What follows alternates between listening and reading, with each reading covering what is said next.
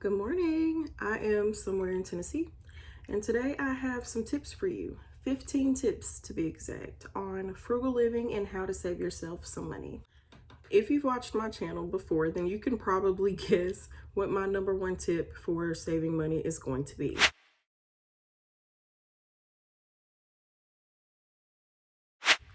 Ditch that car, okay? Go car light at least if you can't completely ditch the car.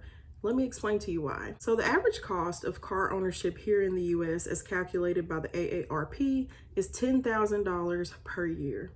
$10,000 per year. That's your car payment, your car insurance, your maintenance, your gas, your oil changes, registration, every expense that you could have as far as owning a car is going to cost you at least $10,000 per year. I have made the switch myself personally to being car free. I use a regular bicycle or an e-bike to go everywhere, and that includes to work. I am a nurse and I literally trek to work on my bicycle every single day. And yes, I've gotten some weird stares, some weird comments, but my pocket is happy. Okay, my wallet is happy. I no longer even budget things like car insurance. I don't budget things like gas. And I know that that's not something that every single person can do. But look at your situation. Maybe you can at least make some slight changes in that area. Are there trips that you could replace by walking? Are there trips that you could replace with biking? There may be something there. So look into it. I've talked quite a bit on my channel about going car free and how that has impacted me for better, for worse, on different videos on my channel. So go give those a watch if you're interested in hearing more about that journey. Tip number 2.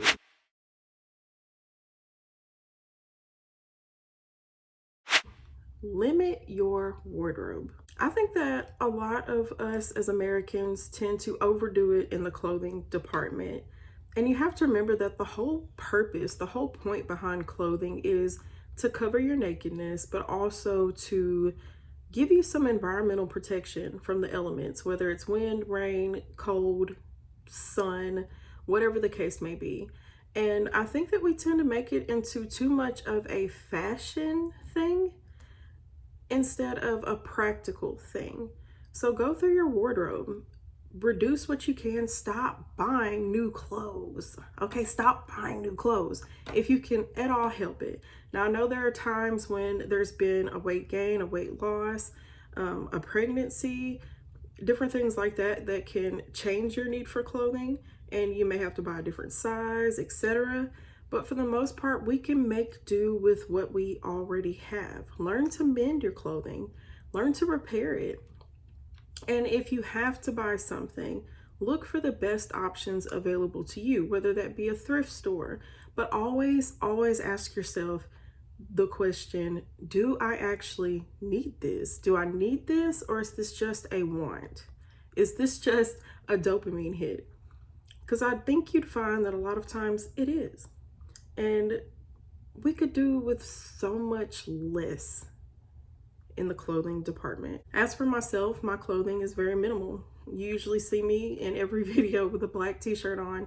That's because I bought a 5-pack of Gildan cotton tees, and this is pretty much what I wear every day.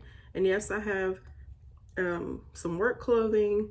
I have, some sweaters, some coats and things like that I wear during the winter months. But for the most part, my wardrobe is very basic, and that works for me. So maybe that could work for you as well, or at least just finding ways to intentionally reduce that consumption. Not only is being more frugal in the clothing department good for you, but it's actually really great for our environment as well, for the climate crisis. I can't remember the exact figure, but so many tons, so much of a percent of clothing that's bought every year just ends up in the landfill.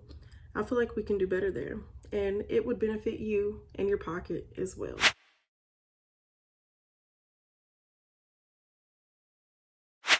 My third money saving tip, if you can, is to downsize your home, to downsize your living space. We know that by looking at the trends throughout the decades, the sizes of American homes have really, they've doubled.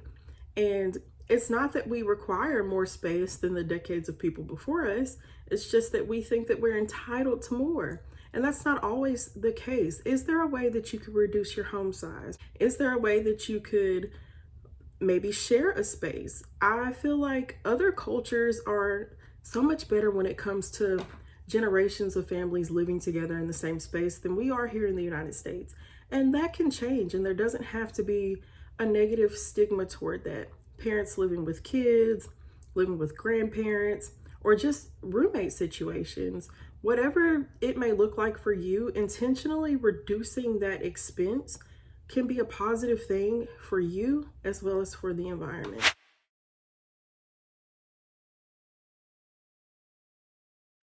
Tip number 4, and this is a big one for me. I harp on this non-stop. When it comes to the thermostat in your home, dress for the weather. If it is wintertime, please dress appropriately for the weather before you turn that thermostat up or down, whatever the case may be. If it's summer, dress in cool summer clothing. That way you don't have to crank the air up so high in your home. If it's winter, dress winter appropriate. That way you're not cranking that heat up. Trust me, it transfers onto your balance every month. You will see a difference in your savings when it comes to your electricity bill. If it is summer in my home, you will see all of us dressed in shorts, a t-shirt, things of that nature. And if it's winter, you will see us with jeans, socks, t-shirts, sweaters. We layer, okay? We are a layered people over here when it comes to winter. And that definitely helps cut down on that monthly expense of electricity usage. And kind of building off of tip number 4 is tip number 5.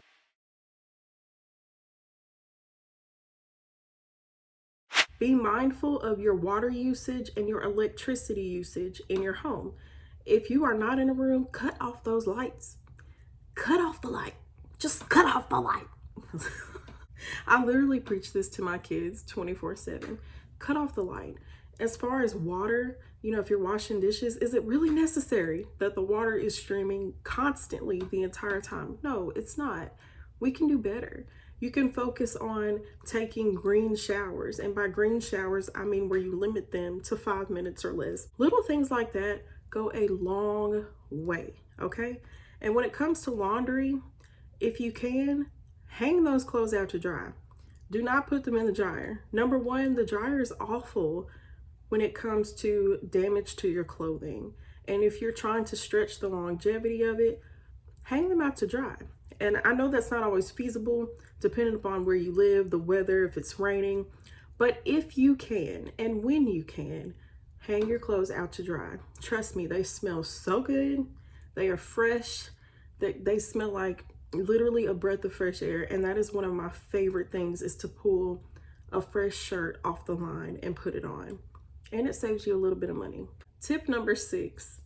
And I feel like some of y'all are going to impale me when it comes to this. But hear me out. Just hear me out. Come into this with an open mind.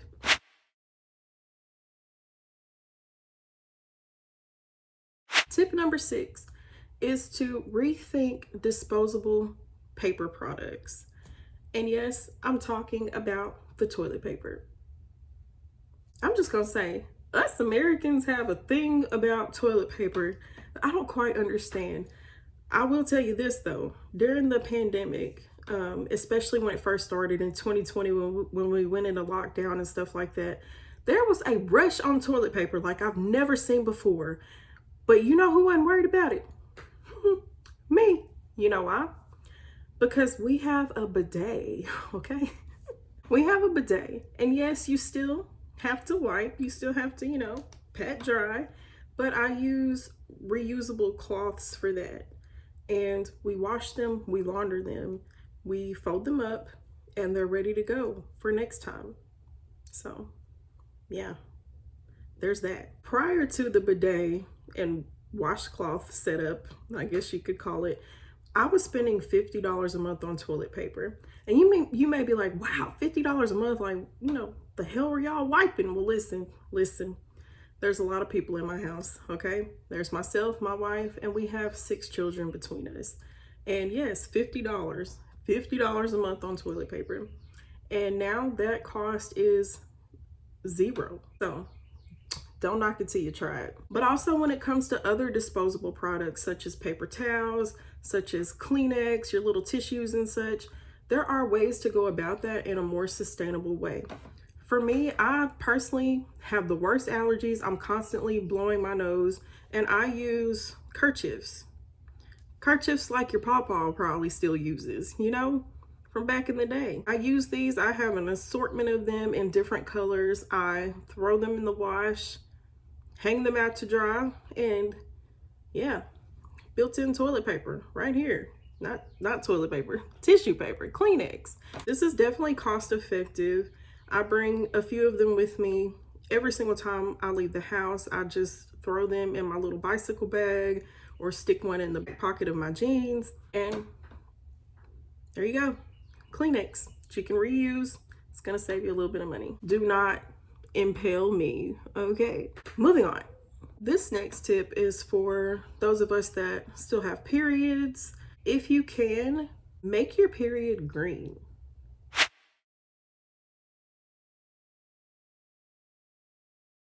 Tip number 7 is make your period green. And you're probably like, well, what do you mean by that? Well, let me explain. If you get your period on a regular basis, then you know that the cost of tampons, pads, and menstrual products in general is ridiculous.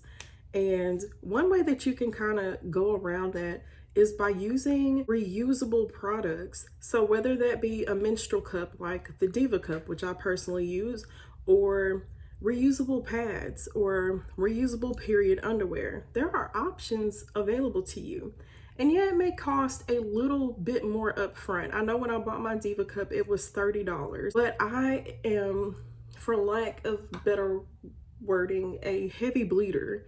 And that cost was quickly recovered, because the amount of times that I would have had to buy tampons, pads, like that cost, that recurring cost, it's no longer there for me. I made a one-time purchase, and you can use that thing indefinitely if you take good care of it.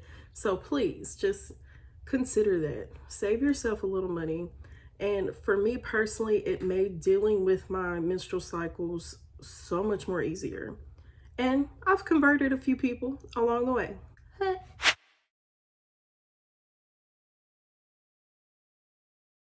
Tip number 8. Start making your coffee at home. I will tell you this. Back in the day, several years back, I was a die-hard Starbucks girly, okay? And I would go in and get, the big cup. I can't even remember what it's called. Is it the venti? I would get the venti. And those drinks at Starbucks can cost you anywhere from $5 to $10 every single time you go in. And me, I am a huge coffee head. I drink coffee every day. I drink coffee multiple times a day. And yes, that's probably not the best way to extend my life expectancy, but we all have our vices.